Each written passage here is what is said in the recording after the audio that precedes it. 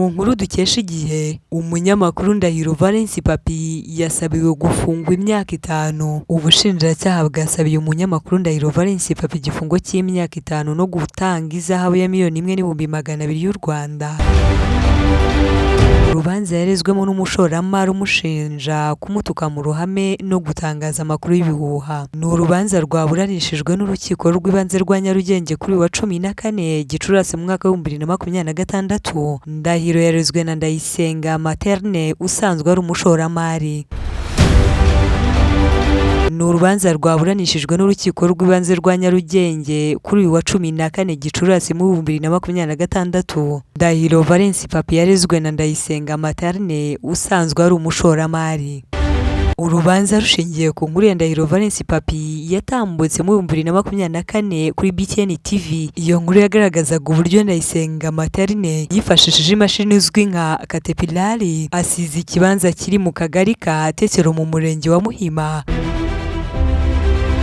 ndetse inzu zabo zisigara mu manga, kandi ngo yanafashe ku butaka bwa leta. Nyuma yo gutangaza iyi nkuru, habayeho ibiganiro bibiri biyivugaho, aho Ndahiro Valens Papy yabyitabiriye nk'umutumirwa wanasobanuraga uko ikibazo giteye. Ibyo nibyo byatumye Ndahiro Valens Papy aregwa n'uyu mushoramari icyaha cyo gutangaza amakuru y'ibihuha.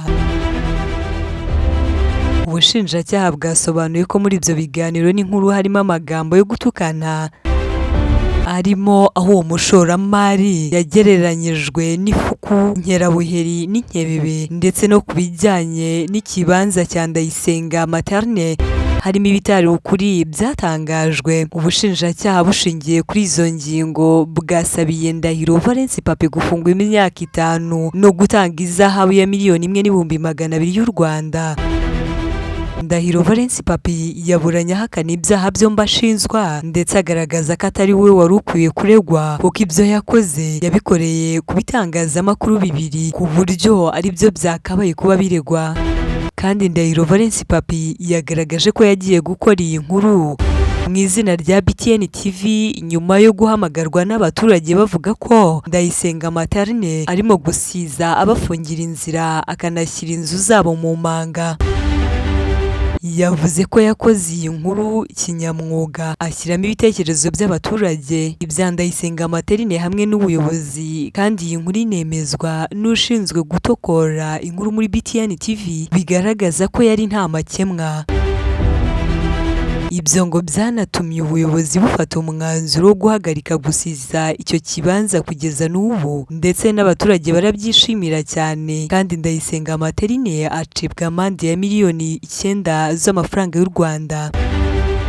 Ku cyaha cyo gutukana mu ruhame, Ndahiro Valens Papy yavuze ko mu myaka 15 amaze mu mwuga w'itangazamakuru adashobora gutuka umuntu. Yongeraho ko inkuru yakoze ibirimo amakosa y'umwuga, icyo kibazo cyari kujyanwa mu rwego rw'abanyamakuru bigenzura RMC, kandi n'abandi bose bari muri ibyo biganiro bakabazwa. Ku kijyanye no kugereranya uwo mushoramari n'ifuku, Ndahiro Valens Papy yavuze ko ibyo ari abaturage babivuze kandi kadakwiye kuzizwa ibitekerezo by'abandi. Maître Kalisa Kevin Alphonse wunganiraga Ndahiro Valens Papy yagaragaje ko asanga ibimenyetso by'ubushinjacyaha bidashyitse kuko birimo ibice bito bito byagiye bikurwa mu kiganiro n'inkuru ya Ndahiro Valens Papy, ndetse avuga ko ahubwo Ndayisenga Materne amaze gucibwa amafaranga ya $9,000,000 y'amafaranga y'u Rwanda, yahise avuga ko agiye kugenda kuri Ndahiro Valens Papy, aribyo byanatumye agana inkiko.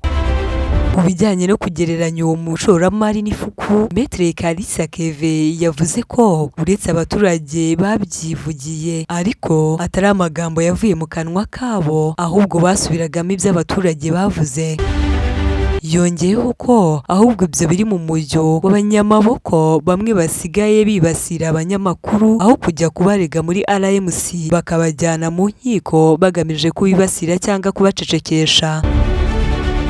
Avoka ku ruhande rwa Ndayisenga Materne baregera indishyi bavuze ko ikibazo atari uko umunyamakuru Ndahiro Valens Papy yatangaje inkuru, ahubwo ari ibikorwa bigize ibyaha byakozwe hitwajwe uburenganzira bwo gutangaza amakuru, ndetse ko mu byatangajwe bumvisemo ibice 9 byumvikanaga ko bigize ibyaha.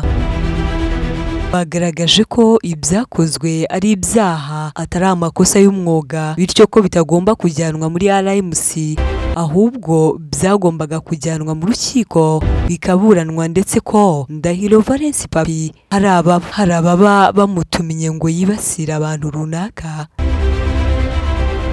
Bahakanye kandi cyo gucibwa indishyi ya miliyoni 9 z'amafaranga y'u Rwanda kwa Ndayisenga Materine no kubuzwa gukomeza gusiza, ahubwo bagaragaza ko byatewe n'uko icyangombwa umukiriya wabo yari yahawe cyo kubaka cyarangiye bitewe n'ibyo bibazo byose akaba atarahabwa ikindi. Bashingiye ku ngaruka bavuga ko umukiriya wabo yagizweho n'ibyo bikorwa, bifuza ko mu gihe ibyaha Ndahiro Valens Papy aregwa byaba bimuhamye kandi akabihanirwa, yamuha indishyi ya miliyoni 1,200,000 y'amafaranga y'u Rwanda ikimenyetso cy'uko yahemutse. Nyuma yo kumva indishyi Ndayisenga Materine yifuje, Ndahiro Valens Papy yavuze ko uwo mushoramari arimo gushaka gukanga itangazamakuru kuko niba yarahombejwe n'amakuru yatangajweho atasaba miliyoni 1,200,000 by'amafaranga y'u Rwanda. Nyuma yo kumva impande zombi, urukiko rwavuze ko ruzatangaza umwanzuro tariki ya 12 Kamena mu 2026 saa 8 z'umugoroba.